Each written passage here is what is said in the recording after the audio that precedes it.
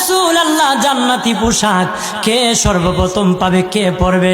নবী বলেন, আয়েশা রে, জান্নাতি পোশাক সর্বপ্রথম আমি রাসূলুল্লাহ পাবো, কিন্তু আমি নবী সর্বপ্রথম পরব না।